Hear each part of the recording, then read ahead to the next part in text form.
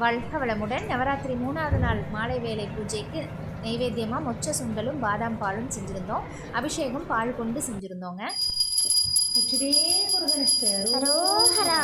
எங்கள் பாப்பாவும் ரொம்ப ஆர்வமாக அபிஷேகத்தில் கலந்துக்கிட்டாங்க. இன்றைக்கி பார்த்திங்கன்னா வாராகிய மனம் குளிர நம்ம வேண்டிக்கலாம்.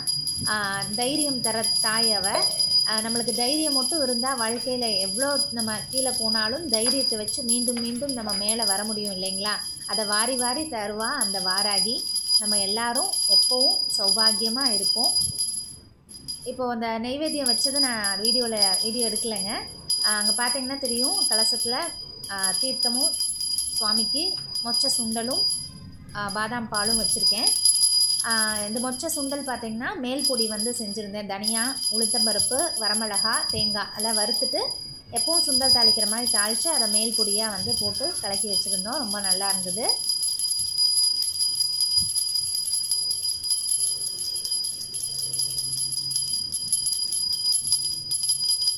தீபமங்கள ஜோதி நமோ நம, தூய அம்பல லீலா நமோ நம, தேவ குஞ்சரி பாகா நமோ நம, அருள்